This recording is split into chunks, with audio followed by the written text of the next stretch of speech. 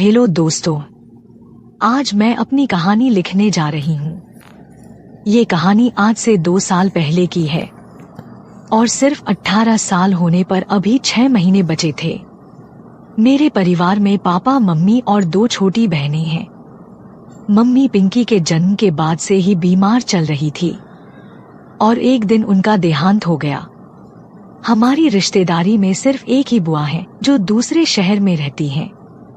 जब मम्मी का देहांत हुआ तो मैं 15 साल की थी। मम्मी के देहांत के बाद बुआ अपने बच्चों के साथ कुछ दिन हमारे घर पर आ गई।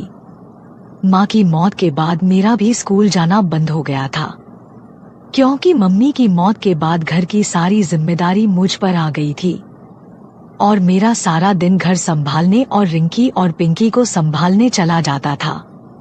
पापा भी उदास रहने लगे थे और उनके चेहरे पर हर वक्त एक उदासी सी रहती थी। पापा को यूं उदास देखकर मैं और बुआ अंदर ही अंदर काफी उदास थी, पर कोई कर भी क्या कर सकता था, क्योंकि मम्मी की मौत का गम आसा था जिसे इतनी जल्दी भुलाया नहीं जा सकता था। इसी तरह दिन बीत रहे थे कि एक दिन मैं और बुआ पापा के कमरे में उनका बिस्तर ठीक कर रहे थे। तभी मुझे लगा कि बिस्तर पर कुछ गिरा हुआ।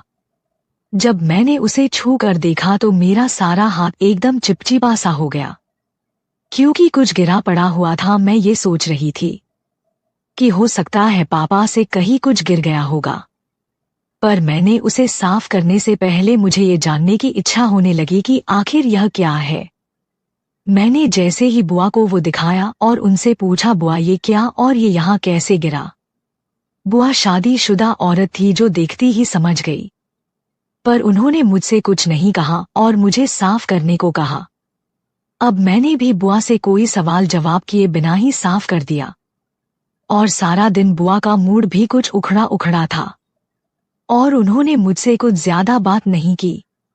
अगले दिन बुआ ने रात में मुझे अपने पास बुलाया और कहा, बेटी मैं तुम्हें एक बात कहना चाहती हूँ, अगर तुम ठंडे दिमाग से सोचो तो।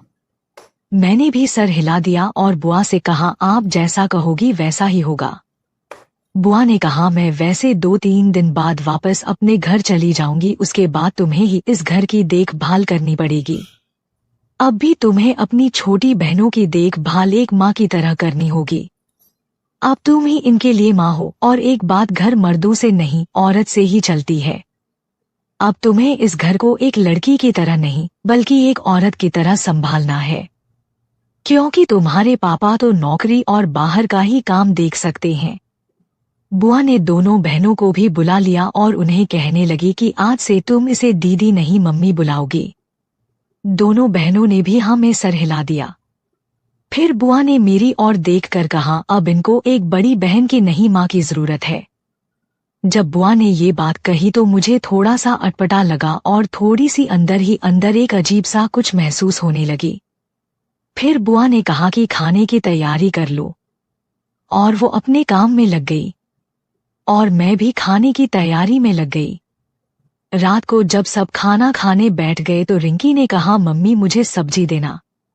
जब उसने मुझे मम्मी कहा तो मैं तो शर्मा गई, क्योंकि मेरे पास ही पापा बैठे थे। उन्हें भी थोड़ा अजीब लगा, पर बुआ ने पापा को समझाया कि बड़ी बहन माँ समान होती है, लेकिन मैं नजरें नहीं उठा पा रही थी और दोनों मुझे लगातार मम्मी बोले जा रही थी। आज पापा के चेहरे पर भी उदासी की जगह एक अलग ही मुस्कान तैर रही थी। मैं उनसे नजर ही नहीं मिला पा रही थी। खाना खत्म होने के बाद सब अपने अपने बिस्तर पर चले गए और मैं बर्तन धोने के लिए रसोई चली गई। आज मुझे कुछ अजीब ही लग रहा है। हाँ, सच में एक अजीब ही स्थिति थी। बर्तन धोकर माँ अपने बिस्तर पर चली गई। मेरे साथ ही मेरी दोनों बहन मेरे साथ ही सो रही थी। उस रात मैं सारी रात अजीब सी कल्पना में खोई हुई रही। अगले दिन दोनों बच्चों को तैयार करके उन्हें स्कूल भेज दिया। बच्चों के स्कूल जाने के बाद पापा ने कहा, निशी मेरा नाश्ता तैयार कर दो, मुझे भी ड्यूटी पर जाना है। मैंने जल्दी से खाना तैयार किया और फिर पापा चले गए। पापा के सामने मैं आज भी नजर नहीं मिला पा रही थी, लेकिन उनकी आंखों में मुझे आज कुछ अलग ही चमक दिखाई दे रही थी। जैसे उन्हें कुछ मिल गया हो। पापा के जाने के बाद बुआ ने मुझसे कहा, निशी अब तुमने घर को अच्छी तरह संभल लिया है। अब एक बात और है कि तुम्हारे पापा यहाँ से पोस्टिंग करवा रहे हैं। अगले 1-2 हफ्ते में उनकी पोस्टिंग हमारे शहर में ही हो जाएगी और उन्हें एक घर भी मिल गया है। अभी तुम एक बात और बताना, तुम नाराज तो नहीं होना कि तुम्हारी मम्मी के देहांत के बाद तुम्हारी पढ़ाई बंद हो गई है और तुम्हारे घर की इतनी जिम्मेदारी तुम्हें दी गई है। मैंने कहा, बुआ ऐसी बात नहीं है, मैं तो खुश हूं कि मैंने घर को संभाल लिया। बुआ ने कहा, ये तो ठीक है बेटी। और बेटी, एक बात जो तुम जानना चाहती थी, मुझसे मेरी ये बात बिल्कुल भूल गई थी कि बुआ किस विषय के बारे में मेरी बात कर रही थी। तो मैंने, बुआ आप क्या बताना चाहती थी? तो बुआ ने कहा कि तुमने मुझसे पूछा था कि तुम्हारा पापा के बिस्तर पर पड़ा वो क्या था। बेटी, दरअसल तुम्हारे पापा को अब तुम्हारी मम्मी की कमी बहुत खल रही है, इसलिए तो उनकी सेहत पर कितना बुरा असर पड़ता है और मैं उनकी बहन होने के नाते ये कभी नहीं चाहूंगी कि वो अपनी जिंदगी अपने हाथों से बर्बाद करे। मेरी बुआ की बात का मतलब मैं समझ रही थी कि बुआ क्या कहना चाहती हैं। फिर मैंने बुआ से कहा, बुआ जी तो फिर आप ही पापा को समझाएं कि वो इस तरह से अपनी जिंदगी बर्बाद मत करे। बुआ ने कहा, निशी अब वो मेरे कहने पर नहीं रुक सकती, क्योंकि मैं जानती हूँ रात को एक मर्द का औरत के बिना रहना कितना मुश्किल है और तुम्हारे पापा पिछले 5 सालों से बीवी के होते हुए भी अकेले ही तुम लोगों के लिए जी रहे थे। अब अगर कोई तुम्हारे पापा को कोई समझा सकता है तो वो एक औरत ही है। देखो, मेरी बात का बुरा मत मानना, जब तक तुम्हारी मम्मी थी तब तक मैंने तुम्हारे पापा से दूसरी शादी करने की बात भी नहीं की थी। अब जब तुम्हारी मम्मी नहीं है और मैं जानती हूँ कि वो पत्नी के बिना नहीं रह सकते, पर तुम तीनों बहनों की खातिर अपनी जिंदगी अपने हाथों से बर्बाद कर लेंगे, जो मैं हरगिज नहीं होने दूंगी। इसलिए मैं ये सोचती हूँ कि अब मुझे तुम्हारे पापा की दूसरी शादी करवानी पड़ेगी। बस मुझे अब यह चिंता है कि पता नहीं तुम्हारी सौतेली माँ तुम्हारे साथ और बच्चों के साथ कैसा व्यवहार करेगी। तुमने अच्छा किया जो इतनी बड़ी जिम्मेदारी उठा ली। निशी, तुम्हें एक बात और कहना चाहूंगी, अगर तुम मेरी बात सोच समझकर मानोगी तो। मैंने कहा, बुआ आप जो कहोगी वो मैं मानूंगी। उनको कहा, देखो बेटी, तुम्हारी मम्मी की मौत का सबसे ज्यादा असर तुम्हारे पापा पर पड़ा है, क्योंकि लाइफ के इस दोराहे पर वो बिल्कुल अलग पड़े हैं। मैंने कहा, बुआ मैं समझती हूँ। उन्हें कहा कि तुम भी अब जवान हो गई हो और देखने में भी अपनी मम्मी की तरह खूबसूरत हो अगर तुम। यह कहकर बुआ खामोश हो जाती हैं। बुआ ने इस बात पर जोर दिया कि मैं जवान हो गई हूँ। मेरे जवान होने पर जोर दिया तो मुझे कुछ अलग ही महसूस हुआ, लेकिन मैं कुछ बोली नहीं। मैंने बुआ से पूछा, अगर तुम आगे क्या? बुआ चुप रही, लेकिन मैंने जोर दिया तो बुआ ने कहा, जो मैं तुम्हें कहना चाहती हूँ वो शायद तुम्हें बुरा लगे, लेकिन मैंने जोर देकर कहा, बुआ मैं बुरा नहीं मानूंगी। फिर उन्होंने कहा, तुम्हारे पापा अभी केवल कुछ साल के हुए हैं और देखने में भी एकदम 28 के लगते हैं, फिट और तंदुरुस्त हैं। तुम्हारी मम्मी की मौत के बाद उनकी जिंदगी में बिना औरत के एक खालीपन आ गया। मैं चाहती हूँ उनका वो खालीपन भर जाए। मैंने कहा, कैसे? उन्हें कहा, जैसे तुम अपनी बहन की मम्मी बन सकती हो तो अपने पापा की पत्नी भी बन सकती हो। ये सुनके तो मेरे होश ही उड़ गए। मैं सिर्फ 15 साल की बच्ची थी, अपने पापा के बारे में ऐसा सोच भी नहीं सकती थी कि मैं पापा से शादी करके उनकी पत्नी बनूंगी और उनके बच्चों की मम्मी बनूंगी। बुआ ने ये क्या कह दिया? काफी देर तक एक खामोशी रही, फिर बुआ ने ही कहा, क्या हुआ निशी? मैंने कहा, बुआ ये आप क्या बोल रही, ऐसा नहीं हो सकता क्योंकि वो मेरे पापा हैं। बुआ ने कहा, मुझे पता था तुम ऐसा ही बोलोगी, इसलिए मैं तुम्हें नहीं बताना चाहती थी। तुम लोगों को तो सिर्फ अपनी फिक्र है और दूसरे की नहीं। तुम तो 2 और 3 साल बाद शादी करके अपने घर चली जाओगी और फिर तुम्हारी बहनें भी चली जाएंगी। तुमने सोचा है अकेला जीना कितना मुश्किल है? अगर पापा ने दूसरी शादी किसी और लड़की से कर ली तो वह तुम्हारी बहनों के साथ तुम्हारे साथ पता नहीं कैसे बर्ताव करेगी। तुम ही देख लो, तुम्हारी मम्मी जिंदा थी तब तुम्हारे पापा कितने खुश थे, और अब देख लो, उन्हें एक औरत के प्यार की जरूरत है। अगर किसी दूसरी लड़की के साथ शादी कर भी ली जाए तो पता नहीं वो कैसी निकलेगी। वैसे भी अभी वो जवान है, स्मार्ट है, और तुम भी काफी खूबसूरत हो, अपने पापा को खुश रखने के काबिल हो।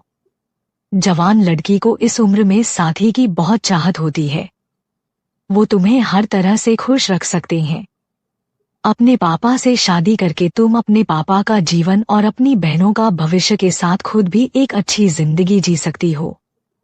ये बात बुआ की बिल्कुल सच है। मेरा दिल थोड़ा सा पिघलने लगा। मैं पापा के बारे में सोचने लगी। सोचते सोचते ही बुआ ने मुझसे पूछा, क्या ख्याल है? बुआ को भी लगा मैं पिघल रही हूँ।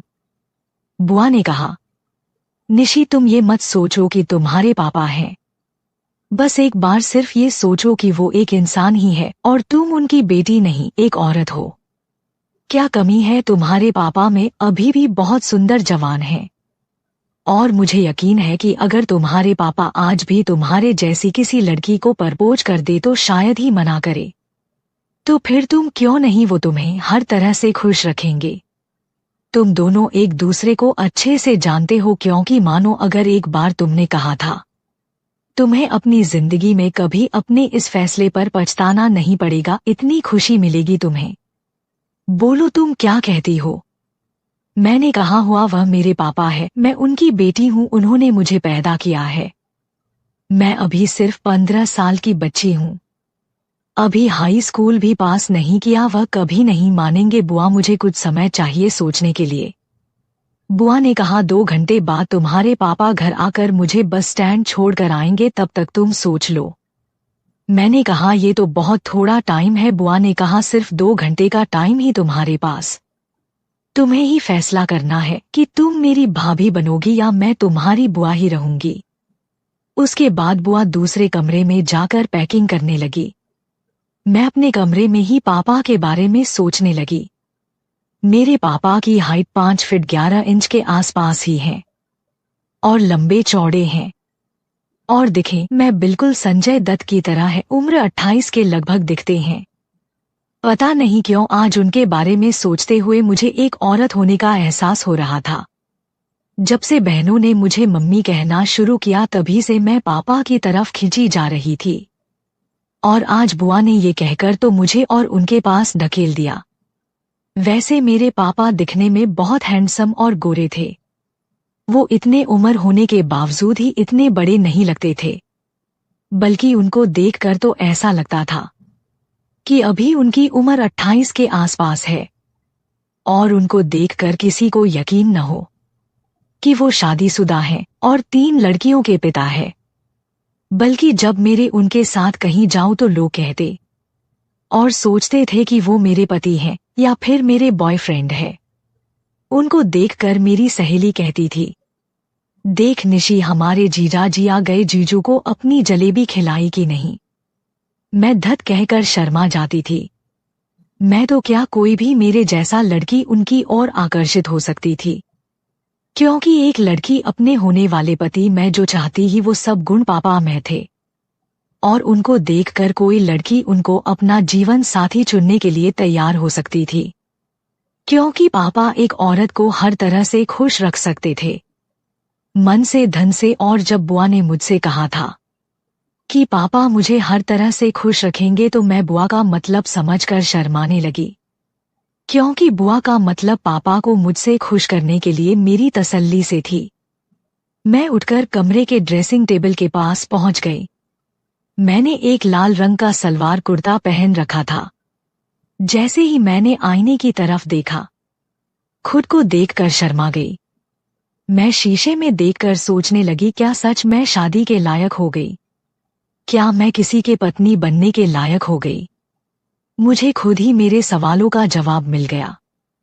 मैं ये सब सोचकर हैरान हो रही थी कि मुझे ये क्या हो रहा था। आज से पहले ऐसा कभी नहीं हुआ और मैं पापा के बारे में सोचती धीरे धीरे खुद को मुस्कुराने लगी और खुद से ही बात करते कहने लगी, क्या सच है? मैं इतनी बड़ी हो गई हूँ कि किसी की पत्नी बनने के काबिल हो गई हूँ। ये सोचते ही मुझे बहुत खुशी होने लगी थी। बुआ ठीक ही तो कह रही थी।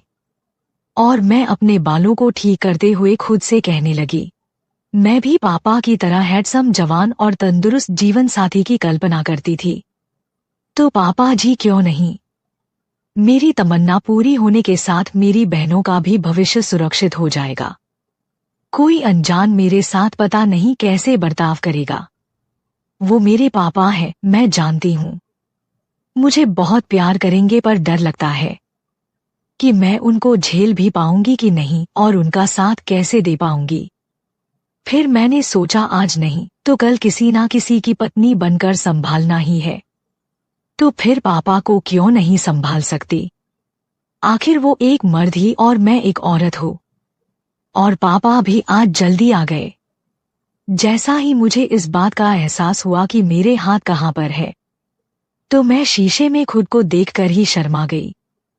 तभी वहां पड़ी पापा की तस्वीर पर मेरा ध्यान गया। मैंने पापा की तस्वीर उठा लिया, गौर से पापा की तस्वीर देखने लगी। वैसे पापा का आकर्षण ही कुछ ऐसा था कि कोई भी लड़की उनकी ओर आकर्षित हो सकती थी, क्योंकि एक लड़की जो अपने होने वाले पति के साथ कुछ चाहती थी, वो सब गुण पापा में थे। उनका लंबा कद, चौड़ा सीना, जैसे देखकर कोई भी लड़की उनकी पत्नी बनने के लिए तैयार हो जाए। मैंने बुआ की बात मानकर मन ही मन में उनको अपना पति मान लिया। और पता नहीं उस समय मुझे क्या हुआ और मेरे पापा की तस्वीर देखकर ऐसे शर्माने लगी जैसे वो निहार रहे हो, और मैं अपनी आंखें झुका ली। या सोचने लगी कि बुआ ठीक ही कह रही थी कि वो मेरे पापा नहीं बल्कि मेरे होने वाले बच्चों के पापा ही थे। ये सब होते होते पता नहीं कब 2 घंटे बीत गए और पापा भी आज जल्दी आ गए। उन्हें बुआ को बस स्टैंड छोड़ने जाना था, इसलिए वो आज जल्दी आ गए। जब पापा घर आए तो पता नहीं मुझे आज कुछ ज्यादा ही अच्छा लग रहा था। मैं अब पापा यानी कि अपने पति को देखने लगी थी और मेरे मुंह से अचानक यह निकल गया, लगता है ये आ गए हैं। मुंह से ये सब निकलते ही खुद शर्मा कर बोली, हैरान अभी से ये क्या सोच रही हूँ। फिर बुआ मेरे कमरे में आई और मुझसे पूछा, निशी तुमने क्या फैसला किया, तुम मेरी क्या बनना पसंद करोगी? मुझे बड़ी शर्म आ रही थी, पर बुआ ने मुझसे फिर कहा, बताओ निशी तुम मेरी क्या बनना पसंद करोगी? तो मैंने थोड़ा सा शर्मा कर अपना मुंह नीचे करके धीरे धीरे मुस्कुराने लगी। मेरे गाल शर्म से लाल हो चुके थे। मेरी जुबान मेरा साथ नहीं दे रही थी। मेरे चेहरे पर मुस्कुराहट देखकर बुआ भी समझ चुकी थी, पर वो मेरे मुंह से सुनना चाहती थी। बोलो ना निशी, क्या बनोगी तुम? मेरी भाभी बनोगी और या फिर मैं तुम्हारी बुआ ही रहूंगी? इस बार मैंने बुआ की बात सुनकर मैंने बहुत ही धीमे से कहा, मैं आपकी भाभी, और अपना चेहरा छुपा लिया। बुआ ये सुन के मेरे पास आई और मुझे गले लगा के कहा, सच बनोगी तुम मेरी भाभी? तो मैंने भी शर्मते हुए आंखें नीचे किया, मुंह हिलाकर अपनी रजामंदी बता दी। बुआ ने मुझे अपनी बाहों में कस ली तो उसके पास लिया और खुशी के मारे कहते हुए, ओ भाभी, मेरी भाभी, तुमने बहुत ही अच्छा फैसला लिया है। आज से मैं आपको भाभी कहूंगी और आप मुझे बुआ नहीं दीदी कहोगी। मैंने हाँ में सर हिलाया। बुआ, अब मुझे बड़ी इज्जत से तुम नहीं कर पाए हैं। जो मैं अपनी माँ वे कोई आप बोल रही थी, जिससे मुझे अच्छा लग रहा था और साथ ही मुझे कुछ अटपटा लग रहा था। तो मैंने बुआ से धीरे से कहा, दीदी आप मुझसे आप नहीं तुम कहा करो। तो बुआ ने कहा, नहीं भाभी, अब तुम मुझसे छोटी नहीं हो। मैं हैरान थी, मैं तो उनसे काफी छोटी हूँ, पर फिर से ये मुझे ऐसा क्यों कह रही हैं? तो बुआ ने प्यार से मेरी चिन को ऊपर उठाकर मेरी आंखों में देखकर, भाभी भैया मुझसे बड़े हैं और अब तुम उनकी होने वाली बीवी हो। इस नाते आपका पद बड़ा ही और मेरा आपकी इज्जत करना फर्ज है। मैं बुआ की बात का मतलब समझ चुकी थी। फिर बुआ मुझसे एक बार और गले लगाकर मेरी आंखों में देखकर बोली, भाभी अब से इस घर की लक्ष्मी हो, इस घर की इज्जत, इस घर की मालकिन। और सबसे बड़ी बात भाभी, अब से तुम इस घर की ही नहीं हो, भैया के दिल की भी मालकिन हो। बुआ ने मुझसे एक शरारत के लिए कहा था, जिससे मैं बुरी तरह से शर्मा गई। बुआ ने फिर मुझसे कहा, भाभी मुझे यकीन है कि जिस तरह तुमने घर को संभाला उसी तरह से आप भैया को भी संभाल लोगी। मैं धीरे से बोली, बुआ मैं कोशिश करूंगी। बुआ बोली, भाभी अब से बुआ नहीं दीदी कहा करो, भैया से रिश्ता बदलेगा तो मुझसे भी बदलेगा ना। भैया तुम्हारे पति हुए तो उनकी बहन तुम्हारी ननद क्यों, सही कहा ना। और तुम्हारी मम्मी और मेरा रिश्ता ननंद भाभी से बढ़कर एक सहेली जैसे था। हम दोनों आपस में सब कुछ शेयर करते थे और आपस में काफी पल गहरी सहेली की तरह बिताते थे। अब से तुमने उनकी जगह ले ली है। फिर बुआ ने शरारत करते हुए कहा, भाभी कोशिश क्या करनी है, भैया को तो संभल ही लोगी। और बुआ ने जिस तरह से मुझे कहा कि पापा को संभाल लूंगी, मैं शर्मा गई कि बुआ किस तरह से बोल रही है कि मैं पापा को संभाल लूंगी। मुझे पापा को एक पत्नी की तरह संभालना था। फिर बुआ मुझे मम्मी की अलमारी के पास ले गई और मम्मी की अलमारी खोलकर मम्मी की कुछ साड़ियां और गहने दिए और एक हार जो बहुत ही सुंदर था मुझे देते हुए कहा, भाभी ये हार इस घर की बहू को दिया जाता है और अब से तुम इस घर की बहू हो तो इस पर सिर्फ तुम्हारा हक है। बुआ ने सारी साड़ियों के ब्लाउज मेरे ही नाप के बनवा रखे थे। शायद वो काफी दिन से इसकी तैयारी कर रही थी। फिर मैंने धीरे से बुआ से कहा, दीदी पहले आप इनसे तो बात कर ले कि उनको ये सब मंजूर है कि नहीं। तो बुआ मुझसे छेड़ती हुई बोली, अभी से ही उनको। और फिर मुझे पायल देते हुई बोली, अच्छा है अभी से आदत डाल लो क्योंकि औरत अपने पति का नाम नहीं लेती है। फिर बुआ ने कहा, आप उसकी चिंता मत करिए, मैं बात कर लूंगी। मेरा दिल कह रहा था कि पापा इस रिश्ते से मना कर देंगे, लेकिन मुझे इस बात की उम्मीद तो कम थी। मुझे कम इसलिए लग रही थी कि किसी भी मर्द को मेरी जैसी पत्नी मिले तो मना नहीं कर सकता। फिर मैंने कहा, दीदी। बुआ बोली, हाँ भाभी बोलो, कुछ कहना है। मैं बोली, दीदी अगर ये शादी होती ही तो बच्चे, मेरा मतलब रिंकी और पिंकी, उनकी मम्मी मैं ही रहूंगी। बुआ बोली, ये भी कोई कहने की बात है, तुम ही उनकी माँ रहोगी, कोई उनको कुछ नहीं बताएगा। पर भाभी मैं तो कहती हूँ उनकी माँ तो तुम हो और भैया के साथ शादी के बाद आप लोग एक बच्चा कर लो। बुआ के मुंह से पापा और अपने बच्चे की बात सुनकर मैं शर्म से पानी पानी होते हुए चेहरा झुकाकर धीरे से बोली, दीदी मैं बच्चे के लिए मना थोड़े ही कर रही हूँ, पर मैं उस लायक तो हो जाऊं। दीदी मुझे 6 साल का समय तो दो, मैं तो बस ये कह रही हूँ कि और बच्चे होने से आपके भैया का प्यार रिंकी और पिंकी के लिए कम ना हो, और तब तक यह बच्चे भी बड़े और समझदार हो जाएंगे, हमारा प्यार भी नहीं बटेगा। बुआ बोली, तुम क्या कुछ सोच रही हो, ऐसा कुछ नहीं होगा, बस तुम दोनों को प्यार होना चाहिए। बुआ शरारत करते हुए बोली, मैं सब समझती हूँ, तुम अभी क्यों मना कर रही हो, ताकि अपने पापा के साथ। मैंने कहा, धत दीदी कैसी बातें कर रही हैं। दीदी बोली, अपनी भाभी के साथ मजाक भी नहीं कर सकती, अब हम सहेली हैं नंद भाभी होने के साथ। फिर पापा उनका सामान उठा के गाड़ी की डिग्गी में रखने लगे। फिर बुआ ने कहा, भाभी तुम भी हमारे साथ बस स्टैंड चलो। मैंने पापा की तरफ देखा तो उन्हें बैठने का इशारा किया। मैं जैसी ही पिछली सीट पर बैठने लगी, बुआ ने कहा, निशी तुम यहाँ बैठो, और मुझे आगे बैठा दिया। मैं आगे बैठ गई, लेकिन आज आगे बैठने का कुछ अलग ही माहौल महसूस कर रही थी। हम बस स्टैंड पहुंच गए और बुआ को बैठाकर घर की तरफ चल दिए। पापा वापसी में गाड़ी में बैठे मुझे चोर नजरों से देख रहे थे, साथ में हल्का हल्का सा गुनगुना भी रहे, और इसी तरह हम घर पहुंच गए। मैंने पापा से पूछा कुछ चाहिए तो उन्होंने चाय मांगी और वो अपने कमरे में चले गए। मैंने भी अब बच्चों के लिए खाने की तैयारी कर ली है। कि वो स्कूल से आकर ही खाना खाते हैं। शाम को मैं खाने की तैयारी करने लगी और टीवी देखने लगी। वैसे तो हम सब एक साथ खाना खाते थे, लेकिन आज मैंने पापा और बच्चों को पहले खाना खिलाया। पापा ने मुझे भी साथ बैठकर खाने को कहा, तो मैंने कहा आप लोग खा लीजिए, मैं बाद में खा लूंगी। और सब खाना खाकर अपने कमरे में चले गए। मैं पापा के जूठे बर्तन उठाने लगी। फिर मैंने कुछ सोचकर उसको वही रहने दिया और पापा के जूठे बर्तनों में ही खाना खाया और जूठे गिलास से ही पानी पिया। आखिर एक पत्नी का धर्म होता है पति का जूठा खाना, और मैंने अभी से पापा को अपना पति मान लिया था। पता नहीं मैं ऐसा क्यों कर रही थी, लेकिन आज मैंने जैसे ही पापा के झूठे गिलास से पानी पीने के लिए उसे अपने होठों से लगाया, मुझे आज अलग ही फील हो रहा था। मुझे बड़ा ही अजीब और अच्छा लग रहा था।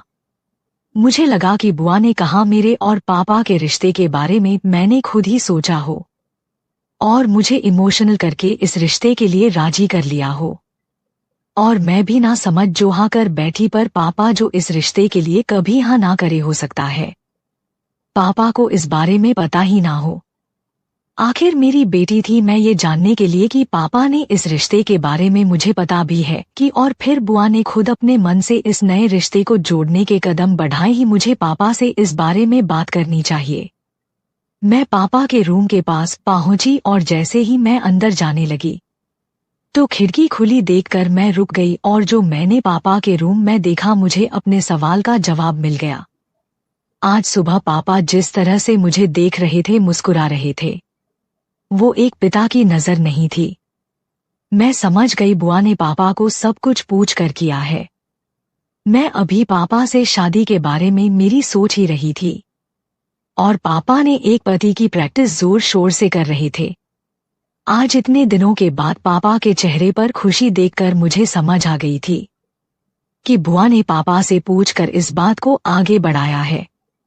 मेरा कहना था कि पापा को मेरे और उनके बीच नए रिश्ते के लिए कोई ऐतराज नहीं है। मुझे मेरे सवाल का जवाब मिल गया। पापा ने मेरे साथ मैदान में उतरने से पहले अभ्यास शुरू किया था। पापा की इतनी जोरदार प्रैक्टिस देखकर मुझे इस बात का अंदाजा हो गया था कि अब मेरा मुकाबला कितने जोरदार खिलाड़ी से होने वाला है। मैंने भी अब इस रिश्ते को दिल से स्वीकार कर लिया था। मैं अपने कमरे में आ गई, लेकिन मेरी आंखें में नींद कोसों दूर थी। मेरे बिस्तर पर बैठी सोचने लगी। बार बार मेरी आंखों के सामने पापा की तस्वीर आने लगी और सोच के मेरे चेहरे पर शर्म और मुस्कुराहट आ गई कि पापा भी अब मेरे साथ नए रिश्ते को बनाने को उत्साहित थे। अब मैं हाउसवाइफ की तरह सोचने लगी जिसके 2 बच्चे और एक पति है। मैंने बुआ की दी हुई साड़ियां उठाई और ब्लाउज उठाया, एक अच्छी सी साड़ी चुनी और मैचिंग ब्लाउज सेलेक्ट किया। उसको लेकर मैं बाथरूम में गई और बुआ की दी हुई साड़ी पहनकर बाहर ड्रेसिंग टेबल के सामने आ गई। फिर मैंने मम्मी के गहने उठाए और एक एक करके सब गहने, पैरों में पायल, गले में हार, हाथों में सोने की चूड़ियां और मांग का टीका सब पहनने के लिए। आखिर में एक चुटकी सिंदूर और मम्मी का मंगलसूत्र अपने गले में बांध के देखा तो मैं काफी सुंदर दिख रही थी। अब मैं बिल्कुल नई नवेली दुल्हन की तरह लग रही थी। मैं अपने आप को इस रूप में देखकर खुद ही शर्मा रही थी। अगले दिन रविवार का दिन था। पापा बोले निशी चलो कहीं बाहर घूम के आते हैं। मैं परेशान हूँ, पापा आज इतने खुश कैसे हैं और मुझे कुछ अलग ही नजर से देख रहे हैं। फिर मुझे पापा का मुझे इस तरह से देखना अच्छा लग रहा था। मैं ये सोच के खुश भी थी और थोड़ी परेशान भी। फिर सोचा जो होगा देखा जाएगा। आखिर मुझे संभालना ही होगा क्योंकि अब वो मेरे पति जो बनने वाले थे। तो पापा की बात सुनकर पापा से बोली, जी पापा, और फिर मैं और बच्चे नहा धोकर तैयार हो गए। तो पापा ने एक पैकेट मुझे दिया और कहा ये निशी ये लो। जब मैंने उनसे पूछा कि ये क्या है तो पापा ने कहा ये तुम्हारे लिए ड्रेस ही है और मैं चाहता हूँ कि तुम ये पहनकर मेरे साथ घूमने चलो। मैंने पापा से वो पैकेट ले लिया और जब वो पैकेट मैंने खोला तो उसमें एक लाल रंग का सूट और लाल रंग की ही चूड़ियां थी। मैंने वो ड्रेस पहन ली और चूड़ियां भी, और हम गाड़ी की तरफ चल दिए। गाड़ी में रिंकी बोली कि मैं आगे बैठूंगी तो पापा बोले नहीं बेटा, मम्मी को बैठने दो, अगली सीट पर मम्मी ही पापा के साथ बैठती हैं। ये सुनकर मैं आगे की सीट पर बैठ गई। मुझे अच्छा लगने लगा। पापा बोले निशी एक बात कहूं, अगर बुरा ना मानो तो। मैंने कहा जी कहिए पापा। उन्हें कहा जब से दोनों बच्चों तुम्हें मम्मी कहने लगी हैं तो तुम मुझे पापा मत कहो प्लीज।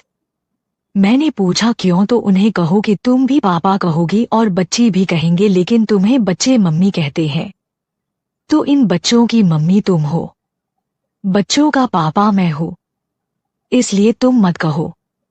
और अगर कोई बाहर वाला तुम्हें बच्चों के साथ तुम्हें मुझे पापा कहता देखेगा तो क्या कहेगा। मैं एक कामुक मुस्कान के साथ बोली अगर आपको पापा नहीं कहूँ तो फिर क्या कहूँ।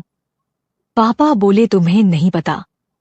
मैं थोड़ा शर्मा कर जी मुझे कैसे पता चलेगा। मैंने ये कहा आप ही बता दीजिए क्या कहूँ, तो उन्हें कहा जैसा रेखा मुझे बुलाती थी। रेखा पापा की बीवी और मेरी मम्मी का नाम था। तुम मुझे वैसे ही बुला सकती हो और मुझे मेरे नाम से, और फिर जैसे तुम्हारी मम्मी मुझे बुलाती थी। बोलो निशी तुम मुझे वैसे ही बुलाओगी ना। तो मैं अलहड़ सी मुस्कुराती हुई शर्म से ना मैं सर हिलाया, ये मुझसे नहीं होगा।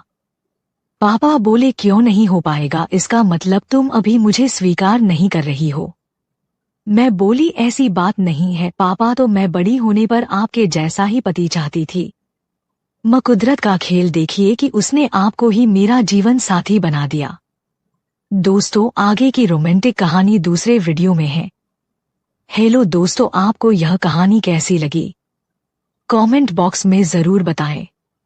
और आपसे निवेदन करती हूँ कि अगर आप हमारे चैनल पे नए हैं तो हमारे चैनल को सब्सक्राइब करके हमें सपोर्ट करें। हम आपके लिए रोमांटिक कहानियां लाते रहेंगे। धन्यवाद।